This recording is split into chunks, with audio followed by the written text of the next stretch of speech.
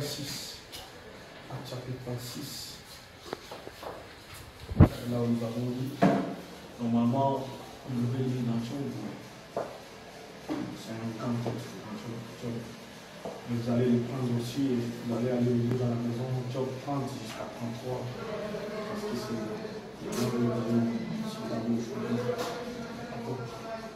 Paul est en train de parler, il dit, j'ai répondu, qui es-tu Seigneur? Et le Seigneur dit, je suis Jésus que tu persécutes, mais lève-toi et tiens-toi sur tes pieds, car je te suis apparu pour t'établir ministre et témoin des choses que tu as vues et de celles pour lesquelles je t'apparaîtrai.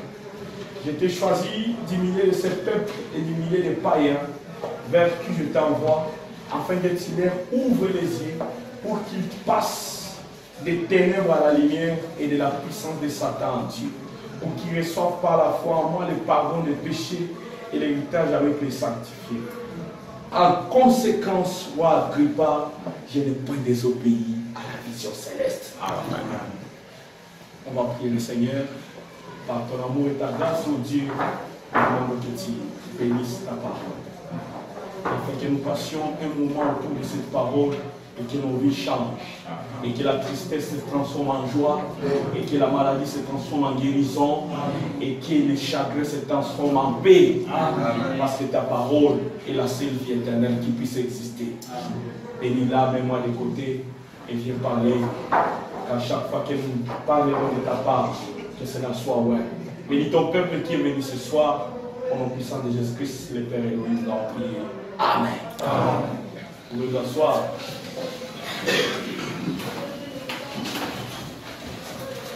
Je vois le frère Dieudonné, Dieu te bénisse. Amen. Voici là. Est-ce que la tristesse est partie? Oui. Je vois aussi le frère Apôtre, Dieu te bénisse. Tu es déjà guéri? Donc, et les autres qui arrivent peut-être pour la première fois ici, que le Seigneur vous bénisse. Tous qui êtes déjà là depuis dimanche, nous sommes déjà là. Et nous continuons et nous n'allons pas arrêter parce qu'on n'arrête pas le programme de Dieu. On arrête le programme des hommes, mais on n'arrête pas le programme de Dieu. Donc nous sommes là. Avant que je n'aille dans le sens de la parole, je voudrais seulement vous exhorter, chacun de vous à l'apaisement. À l'apaisement. Voilà pourquoi nous sommes dans ce sujet sur le poteau d'attache. Beaucoup de gens voudraient peut-être que nous puissions parler des grandes choses, que nous puissions parler de nos mystères que nous traitons toujours. Mais je trouve que l'un des plus grands mystères qu'on peut avoir, c'est de respecter les principes. Amen. Si les mystères ne sont pas fondés sur les principes, vous bâtissez en vain. Amen. Si la famille n'est pas fondée sur les principes, vous bâtissez en vain. Si une entreprise ne respecte pas les règlements d'ordre intérieur et les statuts, cette entreprise faillit et tombe toujours en faillite. Est-ce qu'il y a un amen? Amen. William Branham est en train de dire, il dit, pourquoi les grands hommes qui ont vaincu et qui ont gagné des batailles, pourquoi il est en train de parler par exemple de Napoléon. Il dit, Napoléon a gagné et il a conquis la terre entière dans 3 ans. Yes. Il dit, Napoléon était un jeune, mais à 30 ans, Napoléon a conquis le monde entier. Il avait une vision, il avait une grandeur, il avait en lui la force, il avait en lui le courage, il avait en lui des choses. Mais il dit, Napoléon n'a pas si maîtrisé les pouvoirs. William Branham dit, il y a une notion qu'on appelle la maîtrise du pouvoir. Dieu peut te donner le pouvoir, mais tu n'as pas la maîtrise pour ça, elle va faillir. Frère Branham dit, pourquoi après 3 ans Napoléon a perdu la terre entière qu'il avait conquis? Branham dit parce qu'il n'avait pas respecté les règles du jeu. Il dit, à chaque jeu, il y a des règles. Tu peux courir en tant que joueur, tu vas marquer un but sur le stade de femme, mais il y a quelqu'un qu'on appelle un arbitre. Lui, il va contrôler non pas ta vitesse, il ne va pas contrôler la façon de secours, il ne va pas contrôler l'acclamation du stade, lui il va consulter les juges. Si les juges disent que le but est beau, mais il est hors jeu, même si c'est dans la finale, le but va être annulé. Est-ce qu'il y a un amen? Amen. Et William Branham dit, nous sommes dans ce sujet qu'on appelle l'absolu, et dans ce sujet, dans un match de sport, il y a toujours quelqu'un qu'on appelle un arbitre. Branham dit, l'arbitre est l'absolu du jeu. Amen. Je suis dans ce sujet, je vais y rester. Je vais y rester. Ne m'amenez pas à prêcher des mystères à cette terre. Il n'y a pas de mystères à cette terre, nous sommes dans la guerre. Les 10 pays. Le mystère qu'on va vous donner aujourd'hui, c'est d'abord le mystère de votre vie. Moi, je vais toucher un peu sur ça. On ne peut pas balloter, on ne peut pas être incroyable, on ne peut pas être dans les milléniaux et on est en train de balloter pour les petites choses. Le millénium, c'est la paix. Alléluia! Est-ce qu'il y a quelqu'un qui a la paix ici? Le millénium, c'est la paix. Les roues et l'agneau pétront ensemble. On est là. Est-ce qu'il y a un amen? Amen. Voilà les royaumes. Les loups et l'agneau paîtront ensemble. Ils bâtiront des maisons. Ils planteront des vignes. Et ils boiront le petit raisin planté dans les vignes. Alléluia! Dans le calme et la paix. Est-ce qu'il y a un amen? Pas dans les combats, pas dans les batailles. C'est pourquoi quand Paul a compris cela, il dit, nous ne nous battons pas contre la chair et le sang, mais nous nous battons contre le prince de l'air, les démons invisibles. Voilà c'est à quoi nous sommes en train de nous battre aujourd'hui. Un frère qui aujourd'hui tu peux saluer mais il refuse de te saluer. Un frère qui peut faire du mal, qui peut tuer, mais avec la Bible. Mais avec la citation. Est-ce qu'il y a un amen? Amen. Maintenant, quand tu te retrouves devant ces démons-là, comme Paul le dit, battez-toi avec l'armée céleste. Amen. Or, l'armée céleste, ce n'est pas des box. Est-ce qu'il y a un amen? On va à l'église, on va aller récupérer notre église. Est-ce qu'on ne récupère pas les box? Non. On ne récupère pas la parole. Amen. C'est bon. Que le Seigneur vous bénisse. Amen. Donc, je vous exhorte à l'apaisement. Soyez tranquilles. Et sachez que je suis là. William Branham me dit, voilà le mot qui avait calmé tout Israël. Pendant que les 10 messagers, les 10 prédicateurs de l'église, sur les 12, sont venus avec un message de découragement. Frère Branham me dit, mais il y avait dans le camp un petit joueur qui avait une courte taille. Son nom était Josué. Comme les gens ne pouvaient pas l'écouter, parce qu'il n'était pas géant, il n'était pas puissant, il a demandé, donnez-moi la table. Branham me dit, je peux voir Josué. Ça c'est William Branham. Ça ce n'est pas un simple prédicateur. Lui il peut aller jusqu'à 4000 avant et voir le petit Josué. Branham dit, je peux voir le petit Josué. Donnez-moi la table. Les 10 prédicateurs sont passés, ils ont apporté le message de découragement. Mais Dieu n'a jamais manqué de témoins. Est-ce que je peux avoir un amen? Laissez-moi te dire que Dieu n'est pas dans la majorité. Amen. Ici, dans les messages, on n'est pas dans la CNI.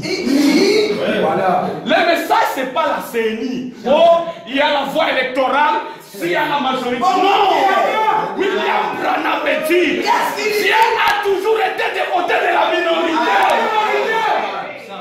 Amen. Amen. La minorité. Tu ne connais pas ces citations. Ou bien il faut qu'on le prenne tout. Je peux voir le petit Josué. Demandez. Les gens ne m'écoutent pas. Donnez-moi la table. Je vais me mettre sur la table. Il s'est mis sur la table. Il a dit, ô Israël, tenez-vous tranquille. Amen. Sachez que je suis Dieu. Est-ce qu'il y a un amen? Frère Branham me dit, mais à côté de lui, il y avait aussi un autre vaillant. C'était Caleb.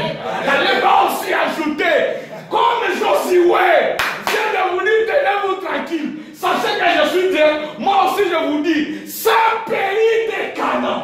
Où il y a des géants. Où il y a des géants. C'est un pays de Canaan. Où on vous pense que nous sommes incapables d'arriver. Sachez qui est. C'est notre portion de terre. Ça nous appartient. Les ciels nous appartiennent. Le Seigneur bénisse. Que Dieu vous bénisse. Amen. Tourne-toi à côté de ton frère, dis-lui, Dieu te bénisse. Le schéma. Ici, ça sera un arbre de paix. Où chaque fois que vous quittez à la maison avec des démons, vous embrayez, vous venez ici, vous sortez, vous êtes calme. Tu vois, le dimanche, les gens sont sortis ici calmes. Ils sont sortis bénis. Mais le mardi et le mercredi, les démons embrayaient les gens. Mais aujourd'hui encore, on va vous rendre calme.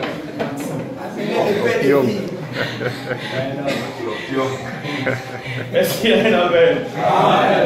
Rentrons dans les poteaux d'attache. Nous avons lu Fabanam. Nous avons lu Fabanam en train de parler de Paul et la Bible aussi en train de parler de Paul.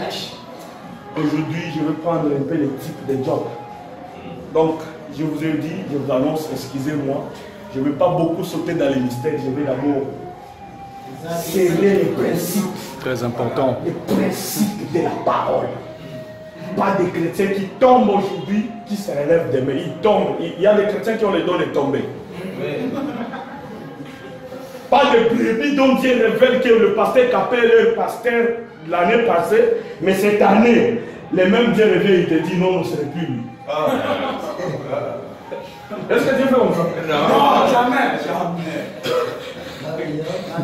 Pas de brebis qui se battent pour les bâtiments. Nous ne nous battons pas pour les bâtiments. Nous nous battons pour la parole.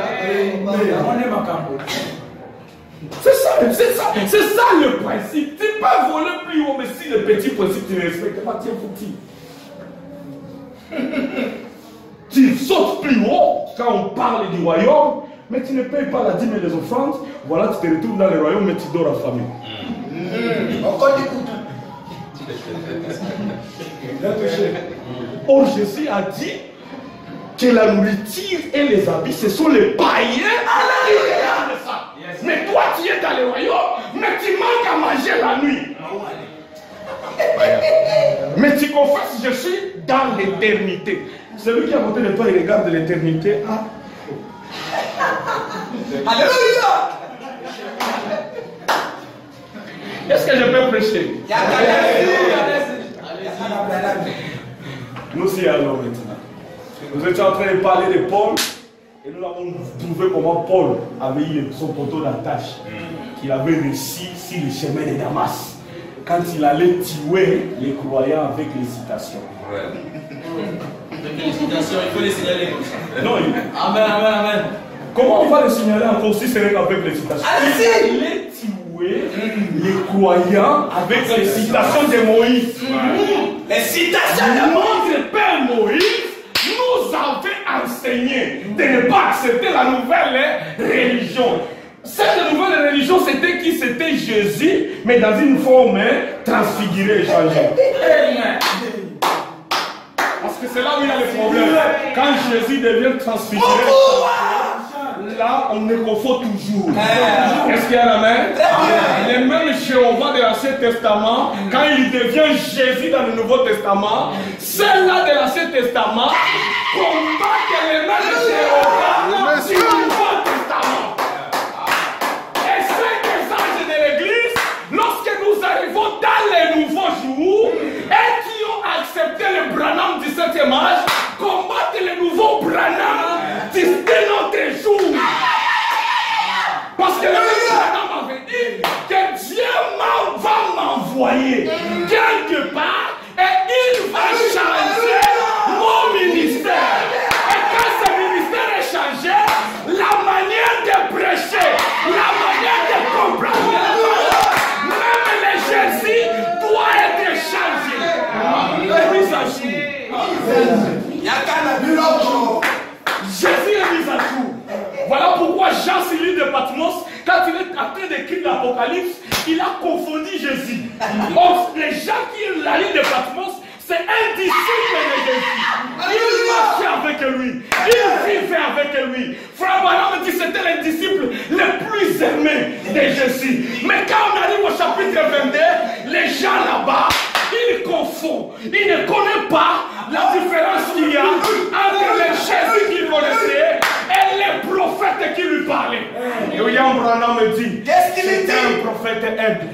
C'était l'aigle du dernier jour. L'écrivain du Nouveau Testament. Le livre de l'Apocalypse. Mais Jean les confond. Pourquoi? Jésus avait été mis à jour dans un prophète. Oui.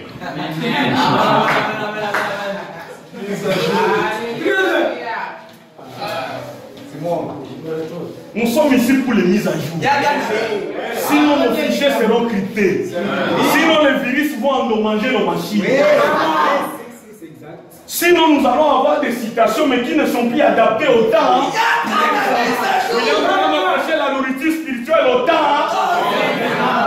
William Branham a prêché essayer de rendre service à Dieu en dehors de ça. Il y a qu'à la mise à jour. Il n'y a pas qu'à capacité à faire Branham, mais ça te suffit pour rentrer au droit chemin. Paul va tuer des croyants au nom de Dieu. Voilà. Maintenant, le même Jésus, qui est Jéhovah, lui dit, pourquoi me persécutes-tu? Paul dit, Seigneur, qui es-tu? Mais moi je pars te servir, mais tu me renverses encore par terre. Seigneur, qui es-tu? Est-ce qu'il y a un amen? Amen. Tu sers Dieu, mais tu n'es pas dans la volonté parfaite. Tu sers Dieu, tu lis les citations, mais tu ne les adaptes pas au temps convenable. C'est dans les règles que j'ai. Alors Paul, tous ces processus-là, nous les avons vus jusqu'à ce qu'il arrive au roi Agrippa. Et il dit, roi Agrippa, d'après l'expérience que j'avais, d'après ces jours-là, et depuis ces jours-là, que j'avais croisé Jéhovah dans sa nouvelle forme, et que je suis allé au désert pendant 3 ans pour confronter ma théologie de la loi mosaïque avec la nouvelle vision de la parole, pour confronter si le même Jéhovah au temps de Moïse, c'est le même que j'ai croisé dans une lumière, au roi Agrippa, je ne peux désobéir à la vision céleste. Amen. Ça c'est après l'expérience. Ça c'est après des tempêtes. Ça c'est après des combats. C'est quand le chrétien a déjà confronté. Il a déjà combattu. Il a déjà traversé toutes ces choses. Dans sa vie, il a eu des moments de trahison. Il a eu des moments où on l'a chassé de la maison. Il a eu des moments où il n'a pas de boulot. Il a eu des moments où l'église l'a abandonné. Mais dans tous ces moments-là, il y avait quelque chose sur quoi il tenait. Là, il peut dire au roi Agrippa de ce temps présent, au roi Agrippa, je n'ai pas désobéi à la vision céleste. Laissez-moi dire au pasteur capé de dire à Dieu, oh Jéhovah, je n'ai pas désobéi à la vision céleste. Est-ce qu'il y a un amen? Il n'a pas désobéi à la vision céleste. Amen. Amen. Nous avons étudié Frère Branham, il interprète qu'est-ce qu'est la définition de l'absolu. Là, nous entrons maintenant avec un peu le type de Dieu. Pour voir l'absolu de Dieu. Les poteaux d'attache de Dieu. Écoutez d'abord, écoutez l'importance d'abord de cet absolu. Parce que vous êtes en train de fonder, beaucoup de gens fondent leur vie, leur expérience, leur foi sans absolu. Et ça fait tellement mal. Nous sommes dans l'absolu de 1963. Frère Branham est en train de dire ceci au paragraphe 21. Le prophète dit l'absolu. Maintenant, qu'était-ce? il dit il est en train de parler d'une petite dame qui avait une vision. Comme son absolu, sa référence finale, voyez-vous. Pour toute chose, il vous faut avoir un point auquel vous pouvez vous attacher. Voilà. Et moi, je me suis toujours servi de la parole de Dieu. Parce que je ne connais pas un autre poteau d'attache qui soit aussi grand que ça. Amen. Branham ne connaît aucun autre poteau d'attache qui est plus grand que la parole. Bien-aimé, tu veux nous amener où? La parole. Pasteur, tu veux nous amener où? La parole. Est-ce qu'il y a un amen? C'est pourquoi ici, chaque jour, nous disons Frère Branham a dit. Frère Branham a dit. Je ne connais pas quelque chose aussi grand que ça. En effet, le ciel et la terre passeront, a dit Jésus, mais ma parole ne faillira jamais. Quel poteau d'attache. Deuxième citation, paragraphe 29. Frère Branham dit, il dit, eh bien, chaque grande réalisation est rattachée à un absolu. Alléluia. Michel-Ange, pour bâtir le statue de Moïse, Frère Branham dit, il avait eu la vision de Moïse. Il a conçu dans sa tête. Et il a pris une pierre, il a commencé à les tailler. Les gens qui passaient là-bas pouvaient se moquer de Michel-Ange. Mais lui, il avait un objet, il avait déjà conçu l'image. Et il était attaché à ça. Michel-Ange croyait qu'il va reproduire textuellement Moïse. Peu importe les moqueries. Parce que les gens ne sont pas obligés de croire à ta vision. C'est ça. Non. Très bien. Les gens ne sont pas obligés à croire à ta vision. Ta vision, c'est ta vision. C'est toi qui dois d'abord te croire. Voilà pourquoi, quand l'ange est venu à 7 ans, il n'a pas dit à William Branham, il n'a pas dit à William Branham de faire autre chose, c'était d'amener les gens à le croire. À le croire, oui. Or, il ne va pas amener les gens à le croire s'il ne se croit pas lui-même. Première étape, croyez-vous vous-même. Est-ce que je peux avoir un amen? J'ai un don. Est-ce que vous croyez à ces dons? Amen. J'ai un ministère. Est-ce que vous croyez à ce ministère? Amen. Comment ministère d'abord? Pas de ministères qui sont désactivés. Aujourd'hui, nous avons des ministères qui sont désactivés. Désormais, je ne prêche plus.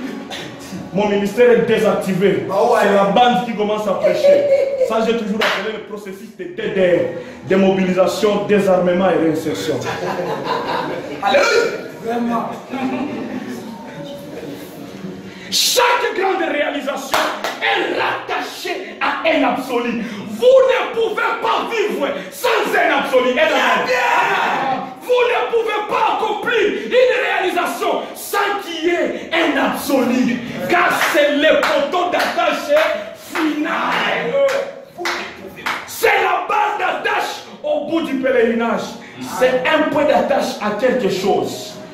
Il y a quelque chose que Frère Branham me dit. Il dit, à ce jour, nous vivons donc nous vivons donc tout est en grande dissolution. C'est très fragile. Ça va vraiment à la dérive.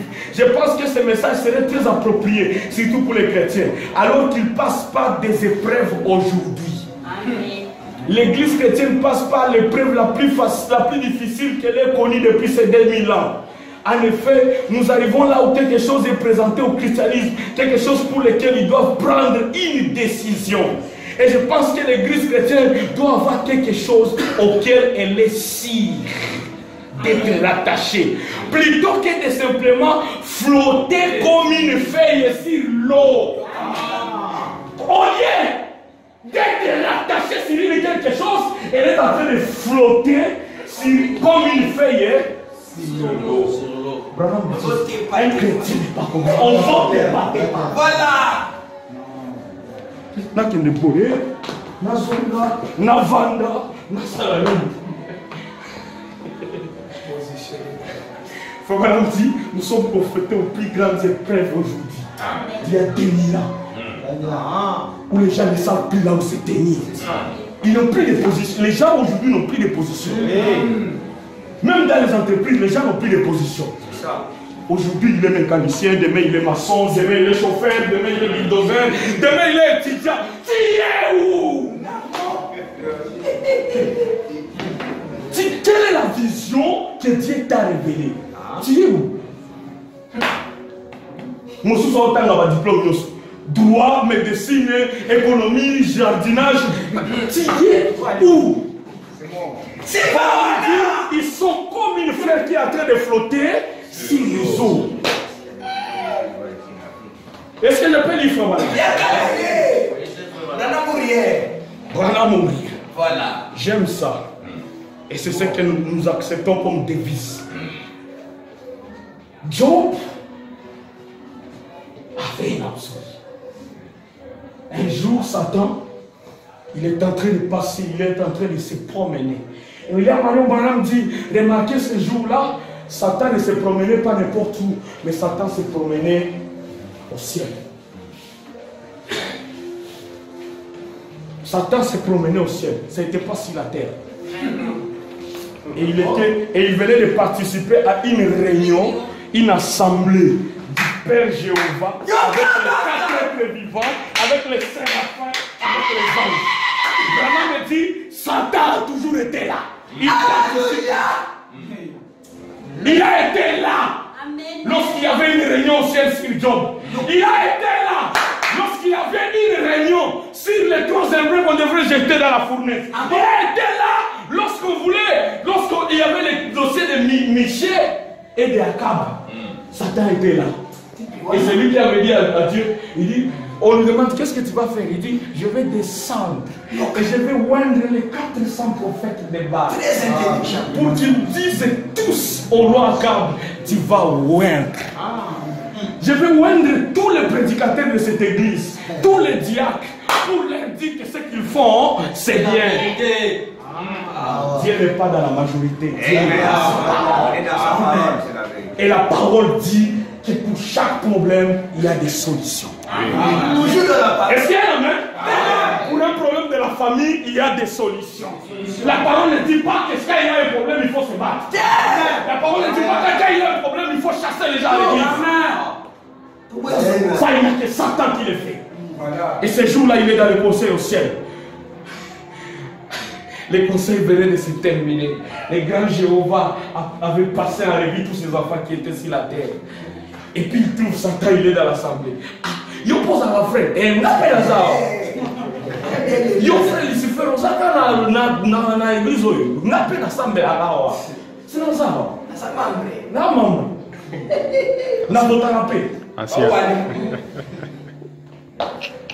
maintenant, il me demande, Satan, as-tu vu mon serviteur sur la terre? Il me demande d'aller lire le livre de Job. Branham dit, j'ai prêché ça pendant des mois, le livre de Job. La question que Dieu pose, c'est très solide. Et William Branham dit dans Job, serviteur de Dieu, il dit, il arrivera un jour que Dieu pose cette question pour toi. As-tu vu mon serviteur Job quand il marchait sur la terre? La première question, c'est d'abord, d'où vient-il Satan? Je viens de dire pas, j'étais seulement en train de vagabonder. Première nature des enfants de Satan, le vagabondage. Ils n'ont pas d'absolu. Ils n'ont pas d'adresse.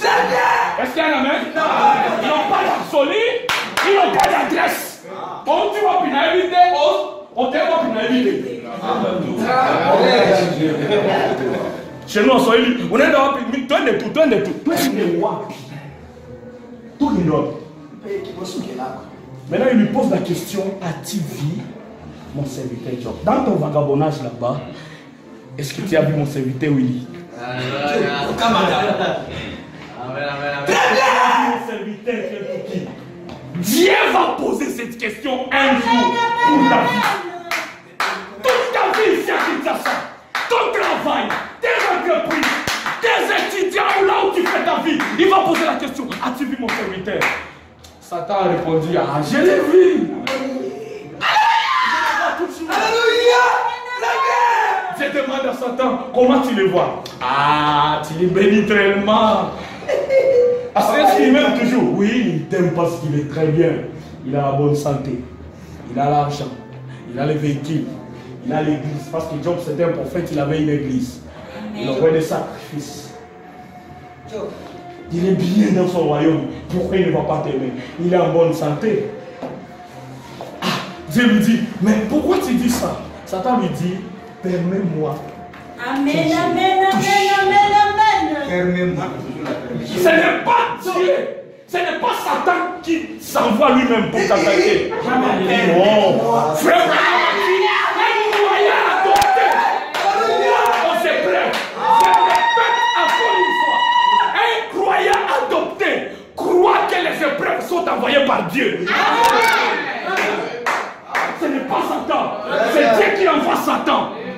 Parce que les épreuves c'est Satan. Mais c'est Dieu qui envoie Satan. Est-ce qu'il y a un amen? Amen. Il envoie Satan. Il dit, je te demande d'aller le toucher. Satan va sur la terre, il va toucher Job. Il touche sa santé. Le grand prophète qui était en bonne santé, qui prêchait la parole, qui remplissait l'église, commence maintenant à dormir dans les cendres. Commence maintenant à prendre des cailles pour relever les ulcères sur son corps. Est-ce qu'il y a un amen? Amen. Qui a envoyé ça? Dieu. Là, je trouve spirituel. Hein? Quand vous trouvez les gens qui répondent comme ça directement, ça veut dire qu'ils sont dans la matière. Amen. Qui a envoyé ça? Dieu. Dans l'adoption, Frère Branham dit, dans le placement du fils, il dit, quand le maître a trouvé que le fils a réussi le test. Je vais dire ça. Laissez-moi lire cette citation. Parce que parfois, Seigneur, j'ai pas mis ça ici. Excusez-moi, mais c'est adoption, placement du fils. Nous n'avons pas les courants, il y a beaucoup de choses qui ne marchent pas. Mais nous allons répéter ça, cette citation dimanche. Comment on dit?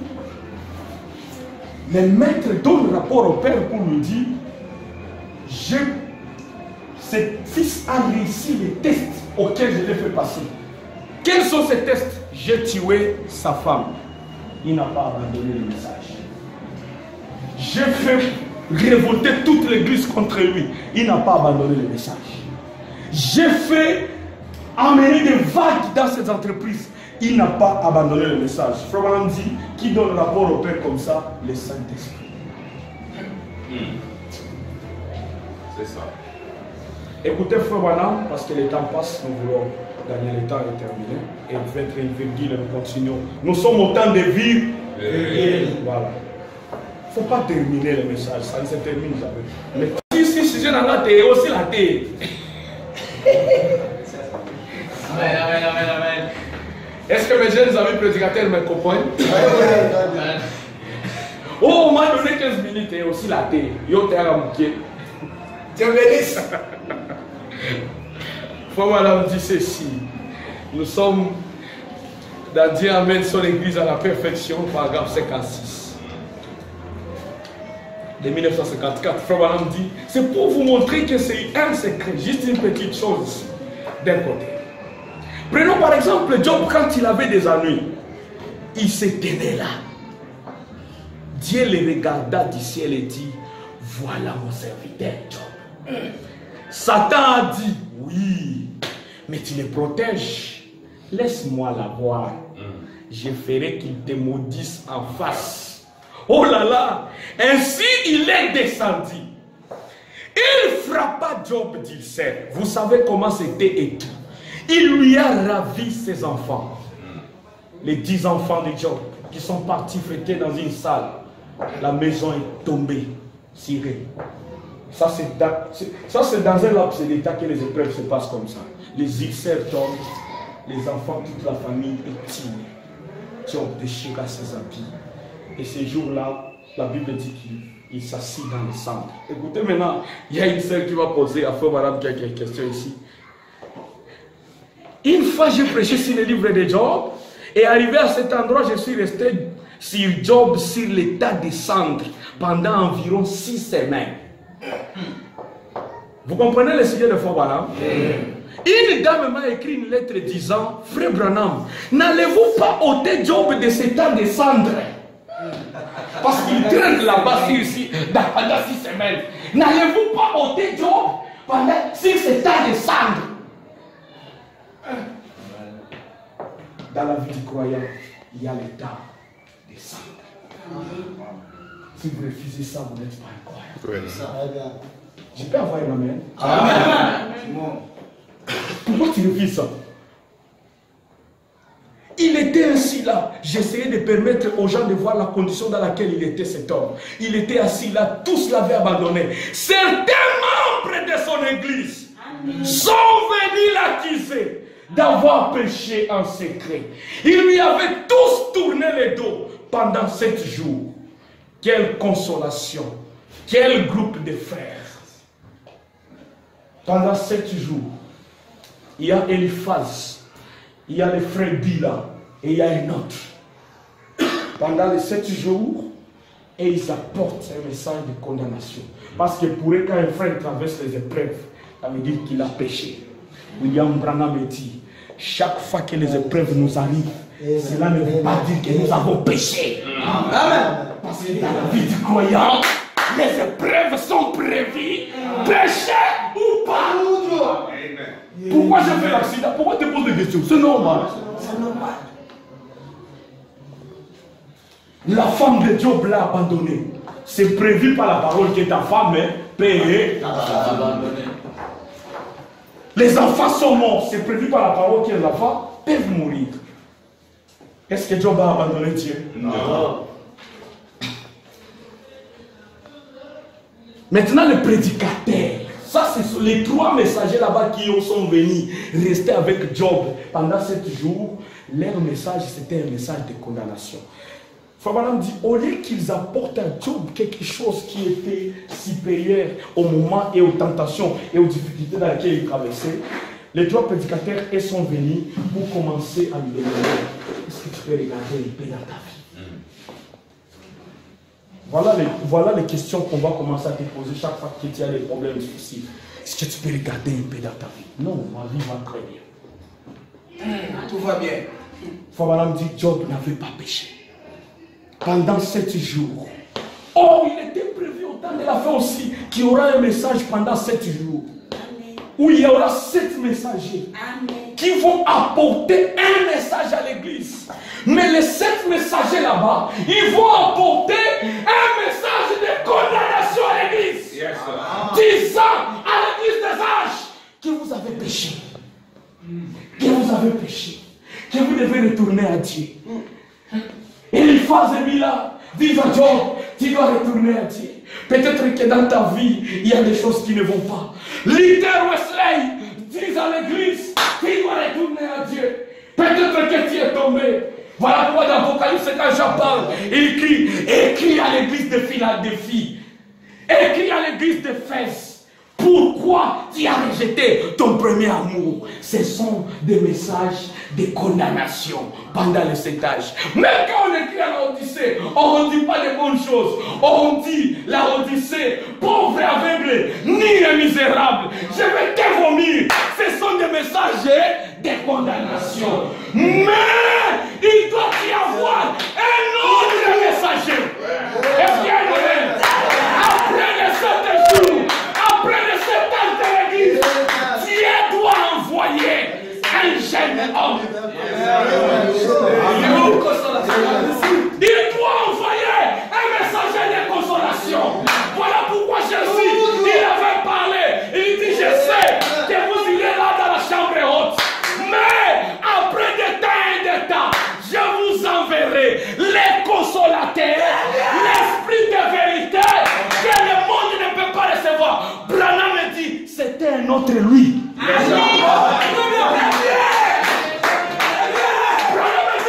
C'est pourquoi les Grecs, lorsqu'ils ont compris cet homme-là, ils ont dit, celui-là qui devait venir, on l'appelle le Paraclétos. Paraclétos, ça veut dire un autre Jésus. Une autre personne qui doit venir après des messages de chagrin. Après le message de condamnation, après le message de condamnation, Dieu doit envoyer un jeune homme qu'on appelle Elihu.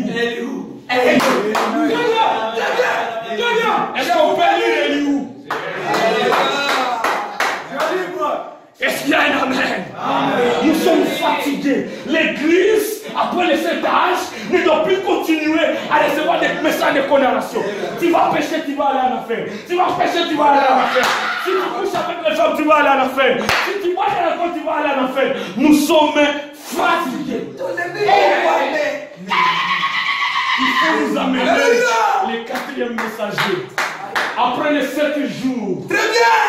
Après que Dieu a pris le repos dans le 7e jour, il faut nous apporter un autre messager. Un message de consolation. Alléluia. Est-ce qu'il y a un amen? Très bien. Frère Bana me dit, Qu'est-ce qu'il dit? nous sommes dans... nous sommes... Allez-y.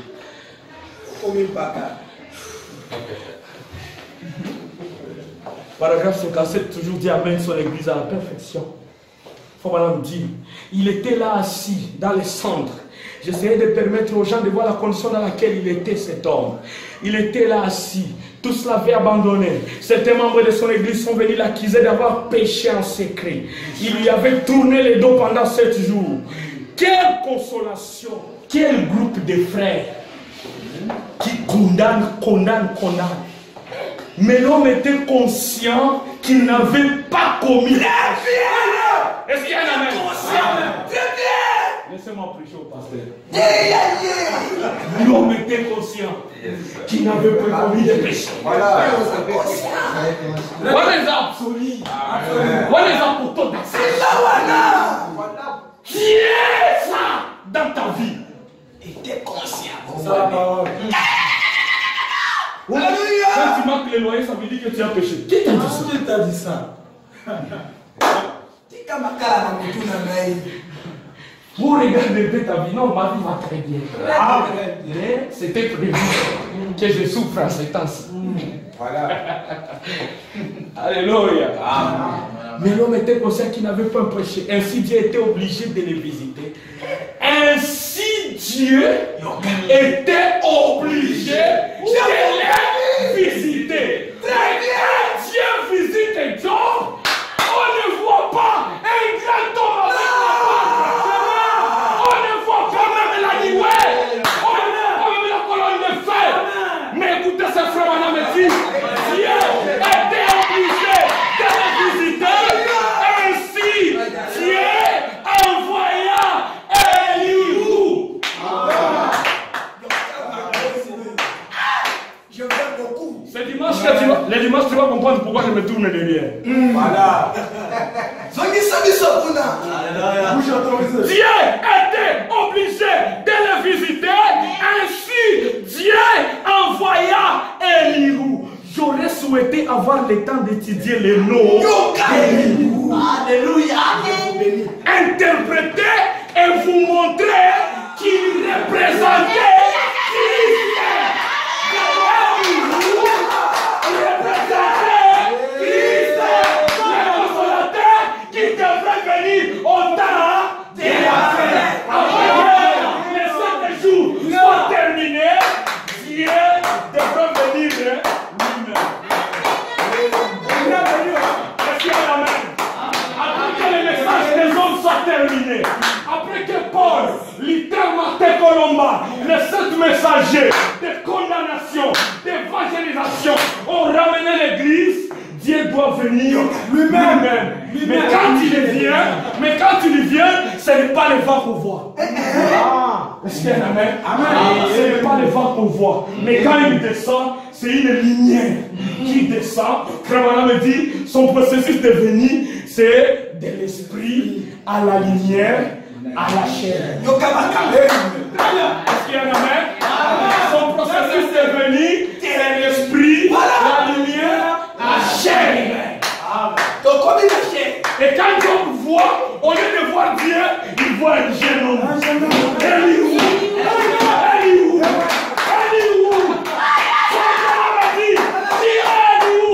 Il représentait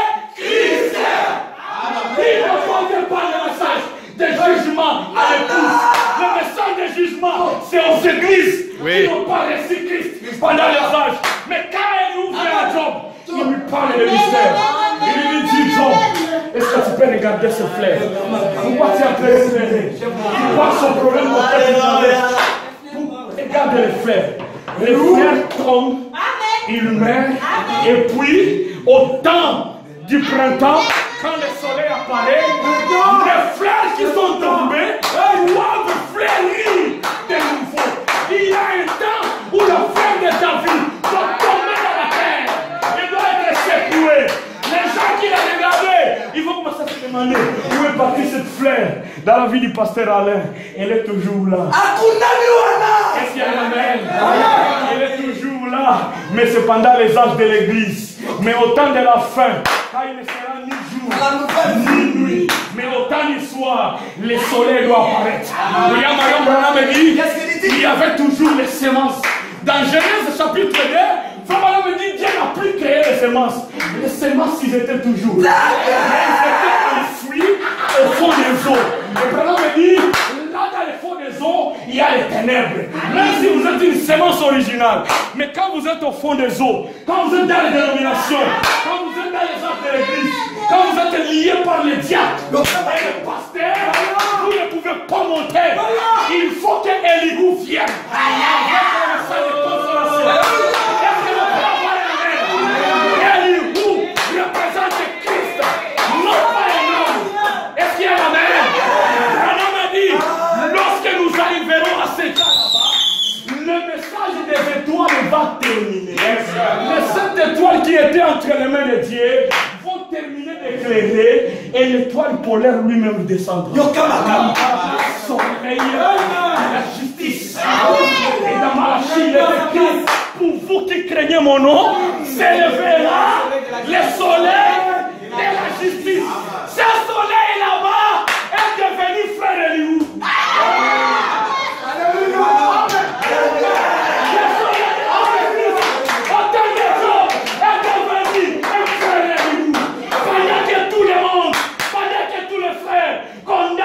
Le pasteur Job, Dieu vient dans les frères Elihu. Est-ce qu'il y a des frères Elihu ici? Ils peuvent apporter un message de consolation. Ils peuvent apporter un message de consolation. Quand un frère est malade, il a besoin de voir Dieu. Il voit le frère Dieu donner venir. Quand il sert à accoucher, il manque les vêtements. Il voit une sœur venir. Est-ce que je peux avoir des Elihu qui vont acclamer le Seigneur?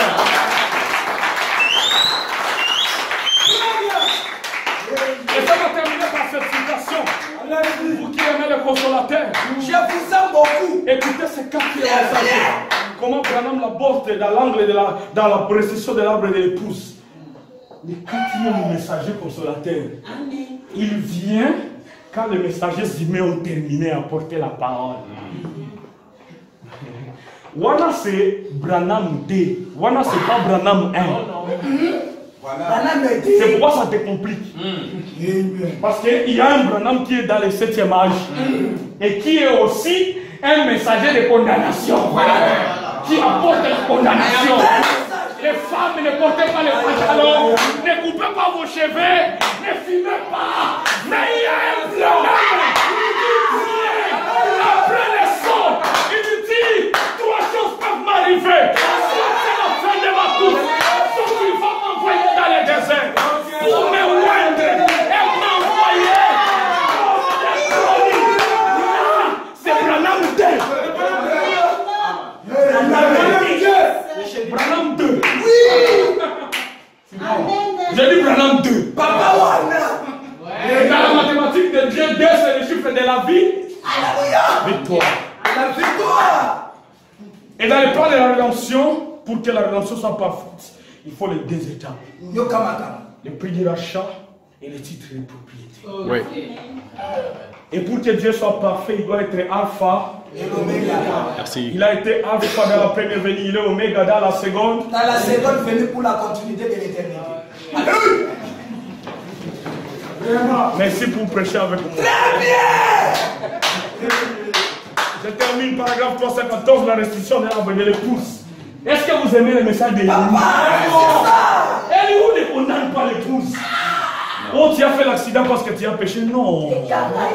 Elihu te dit, Une fleur tombe, il meurt, il disparaît pendant un peu de temps, mais les incrédules vont penser qu'il est mort. Non, non, il n'est pas mort. Il est là. Il attend la venue du soleil.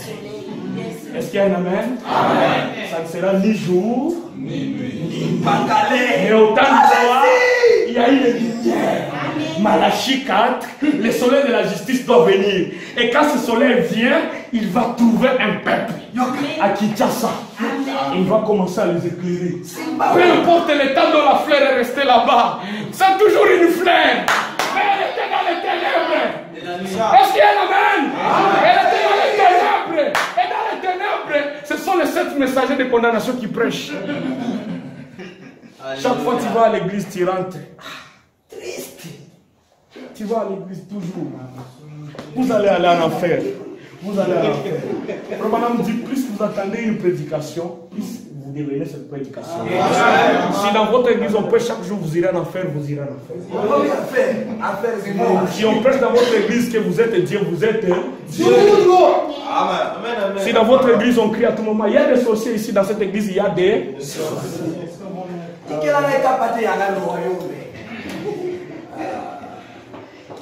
314, faut madame dire restitution de l'arbre et de l'épouse. Il y a eu 4 grands prophètes. L'un d'eux, Martin Luther. Ça maintenant nous sommes dans la restitution de l'arbre et de l'épouse. Que les 4 insectes ont dévoré. Les gazam, les asiles, la gelée et la sauterelle. Madame dit la première chose qu'ils ont dévoré, c'était les feuilles. Amen. Les feuilles, madame dit, c'est ce qui donne la fraîcheur. C'est elle qui donne la fraîcheur. Et madame dit, les feuilles, c'est la communion. Amen. La première chose qui dévore, c'est la communion. Amen. Frère Amani Obama, frère. Citation, Mali Okima, citation. C'est ça. Si on m'en a yesu na yesu ba. Si je peux prêcher.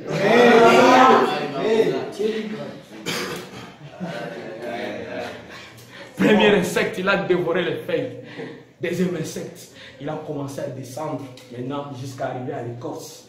On va dire il a mangé l'écorce. L'écorce, il dit c'est ce qui couvre l'arbre. Amen. L'arbre commence à devenir vide, on commence à le voir. On a dit la dernière chose qu'il avait bouffé, c'était la pipe. La vie. Les chrétiens devaient vides. Il n'y a que le corps. Bon, il y a d'autres l'église. Après l'église, qu'est-ce que vous avez écouté? Je ne connais même pas qui a prêché. Est-ce que tu as écouté la prédication? Je ne sais même pas le sujet, c'était quoi. Vie. Zéro. La vie a disparu. Mais Dieu a promis dans Joël 2:28. Il a dit, ce temps arrivera. Et ça sera pendant les 7 âges de l'église. Mais après ces âges-là, où les 4 insectes auront dévoré, Dieu va aussi envoyer 4 êtres vivants pour restaurer l'arbre. Amen. Que le Seigneur bénisse. Amen. Écoutez, William Branham, il dit, qu'est-ce qu'il dit? Il y a eu 4 grands prophètes. L'un des Martin Luther a commencé à faire briller une lumière. C'était une petite lumière. Juste une petite lumière forte de justification. Puis vint Wesley. Plus fort, la sanctification. Après Wesley, vint un plus fort que lui, la Pentecôte. Le baptême du Saint-Esprit. Dans un autre grand prophète. C'est comme ça. La Pentecôte vient dans un autre grand prophète. Il ne faut pas le penser que ça va venir dans le vent. Si tu cherches la Pentecôte dans le vent, tu as perdu. Il faut la chercher dans un grand prophète.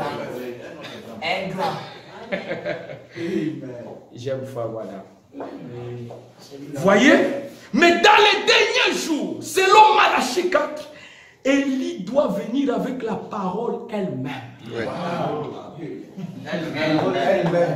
Est-ce qu'il y a un amen? Mais dans les derniers jours, selon Malachie 4, Élie doit venir avec la parole elle-même. Écoutez maintenant, Frère Branham dit les derniers jours là-bas. c'est Job qui les avait parlé. Après la prédication d'Élihu, les tonnerres ont grondé. Élihu, son message est accompagné de 7 tonnerres. Voilà pourquoi quand il vient dans l'Apocalypse, il dit 7. Il vient avec le petit livre. Mais Jean dit, quand il cria, les 7 tonnerres firent entendre leur voix. Amen. Le message d'Élihu est un message de tonnerre. Voilà pourquoi Eliphaz et Bila, les autres messagers de 7 jours, ne les comprennent pas. Il n'y a qu'Élihu qui les développe. Et quand ce message entre dans le cœur de Job, Job cria. Frère Branham dit, Job était un prophète.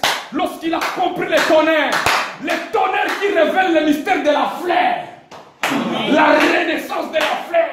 Lorsque Job a compris ce mystère, il a crié d'une voix forte. Il a vu la vision ici. Il cria, je sais que mon Rédempteur est vivant et qu'au dernier jour, il s'élèvera. Et mes yeux le verront. Non pas les yeux de notre, mais mes yeux. On se bat avec le Seigneur. Les 2 derniers jours, c'est les 2 derniers 1000 ans. Voilà. Nous aurons le temps de parcourir tout ça. Le temps est passé. Les 2 derniers 1000 ans. Maintenant, dans les 2 derniers 1000 ans là-bas, à la fin des 2 derniers 1000 ans, les derniers jours, ce sont les 2000 ans. Ça, tu ne peux pas écouter la dénomination. Il faut seulement que tu mettes à jour William Branham au niveau 2, pas au niveau 1.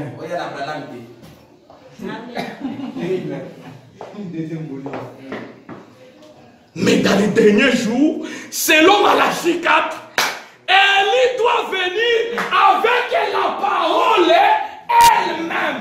Au commencement était, et la parole était avec eux, et la parole était. Voilà. Laissez-moi actualiser. Au commencement était William Marion.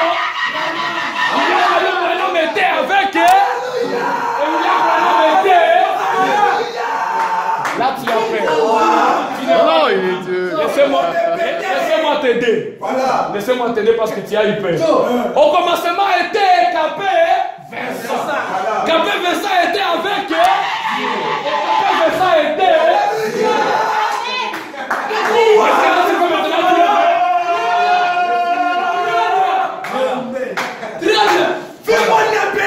Là, tu es content. Branham a dit, la parole de l'Éternel venait au prophète. Dans la lumière du soir, elle doit venir pour restaurer et rétablir. Quoi? Ramener les cœurs des enfants à la foi des pères. 2 points, la foi des pères. 4e lumière.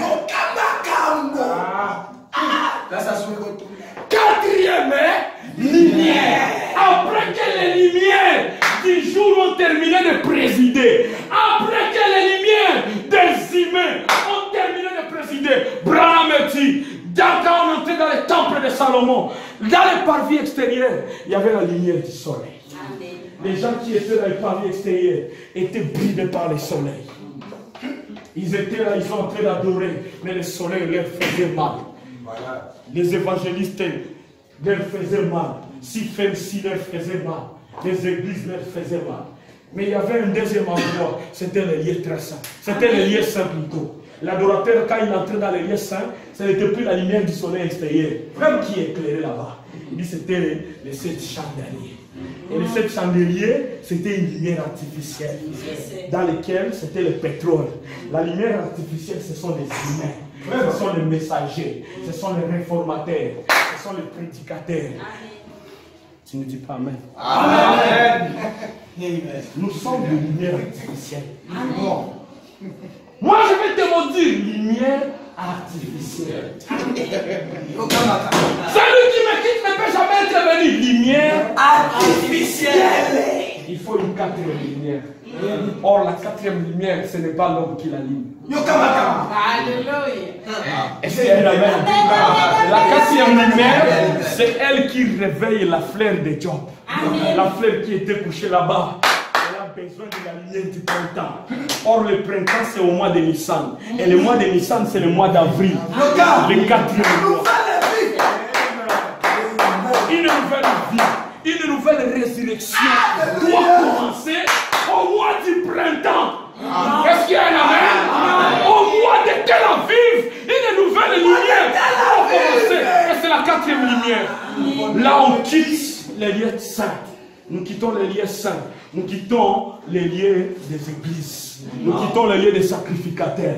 Nous quittons les assemblées du message, les tabernacles. L'adorateur doit maintenant entrer dans les saints des saints. Mozantou Wabasa. Au pépi. Là, ce n'est pas la lumière artificielle. La lumière du pétrole n'entre pas. Laissez-moi vous dire que dans les lieux saints, la lumière de ce chandelier, elle éclairait, mais elle donnait beaucoup de fumée. Et le fumée ferme les narines des gens. Quand vous dormez avec la lumière du pétrole, il y a la fumée qui entre dans vous. Pourquoi? Sous la lumière de ce chandelier, on pouvait voir un litre qui fumait la pipe. On pouvait voir Jean Calvin qui pouvait battre quelqu'un parce qu'il n'a pas écouté son message. C'est la lumière artificielle. Dans la lumière de ce chandelier, on peut voir un prédicateur qui tombe. Correct. Et on va dire qu'il est perdu. Mais quand on arrive dans l'autre lumière, on arrive dans Branham et dit. Très bien. Je vous bénis. La 4e lumière, celle qui était dans les saints des saints, quand on entre là-dedans, Frère Branham me dit, là ce n'est pas la lumière du soleil naturel. Ce n'est pas le soleil naturel qui éclaire là-bas. Ce n'est pas les 7 chandeliers qui éclairent là-bas. Ce n'est pas Luther, Martin, Wesley, Colomba ou Branham qui éclaire là-bas. Là, c'est la gloire de la Shekinah. Amen. Mais ma vie sont Genèse chapitre 1, verset 1. Au commencement, Dieu créa les cieux et la terre. Frère dit au commencement, Dieu se créa lui-même. Oui, monsieur. Voilà la lumière qui éclaire. Dans cette lumière, on ne dit pas au frère qui a blasphémé. Non, non, il est là-dedans. Il a pris blasphémé. Il est là-dedans. Dans la présence du Créateur lui-même. Voilà. Là-dedans, l'adorateur n'est pas éclairé par le prédicateur. Non, lui-même, il a les livres entre ses mains. Oh, tel pasteur, tel prédicateur a dit. Non, William Branham a dit. Merci. Est-ce qu'il y a un poteau d'attache ici? Est-ce qu'il y a un poteau d'attache? Abraham a dit, toute grande réalisation est bâtie sur un poteau d'attache. Si vous n'avez pas ce poteau d'attache, vous serez comme une fleur sur le flot de la mer. Amen. Je vous ai noté. Dieu vous bénisse. Amen. 4e lumière. Frère Branham dit 4 tueurs ont rongé cela. 4 messagers ont détruit cela. 4 messagers de la mort ont entraîné cela dans des dômes. 4 messagers de la justice restaurent cela. Luther, Wesley, Pentecôte. Et à la fin, il y a Élie, transformé par Élie, les consolateurs, le Saint-Esprit lui-même. Il n'est personne. Voilà. Amen. C'est Mawana. Il n'est personne. Pas un esprit. C'est lui qui doit venir à la fin de 7 jours pour consoler Job. C'est une personne. Alléluia. Un humain. Avec le pied, avec la bouche, avec les oreilles. Il mange. Il épouse une femme. Il met le nom des enfants. Il se marie. Il porte des habits. Est-ce que c'est pas vrai, amen? Et quand il se marie, il doit maintenant commencer à se reproduire. Il ne se reproduit pas seulement charnellement. Mais comme là dans la loi de Genèse 1:26, chaque semence doit reproduire selon son espèce. Il doit reproduire un autre Branham. Un autre consolateur. Il doit reproduire un autre Saint-Esprit. Qu'est-ce que le Saint-Esprit? C'est aller mouvant. Oui.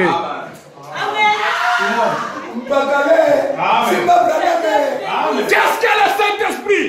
C'est Maître Joël. Amen. Qu'est-ce que le Saint-Esprit? C'est le Frère Francis. Très bien. Pourquoi le Saint-Esprit a-t-il été donné?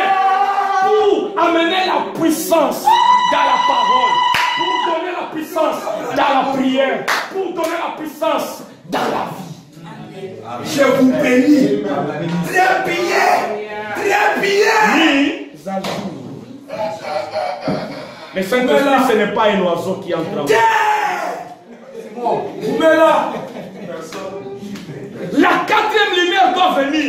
Celle qui produira les mêmes signes. Est-ce que je peux avoir la même? Oui.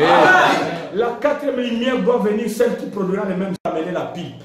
La sanctification a ramené l'écorce. La doctrine de la sainteté. Qu'est-ce qui a ramené la feuille? Les pentecôtistes.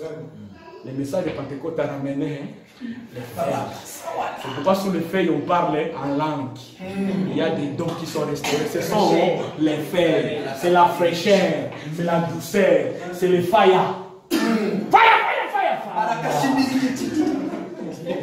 Nous croyons à ça.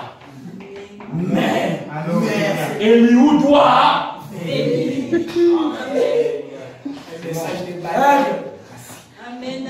Amen. Qu'est-ce que c'est les pentecôtistes? Les feuilles, les battements des mains, la joie, les réjouissances, la Pentecôte. Et ensuite, le quatrième, c'était la parole elle-même. Est-ce qu'il y a un amen? Le quatrième qui doit venir après 8 heures, matin, Wesley, c'est la parole elle-même. Est-ce qu'il y a un amen?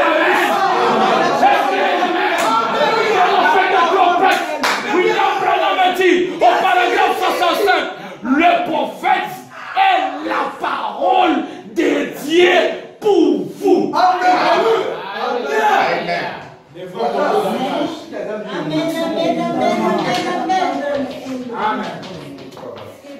Voilà pourquoi nous allons mourir là-bas. Sur la quatrième ligne. Sur le quatrième consolateur. Le message. Elle note lui. Très bien. Que le Seigneur bénisse.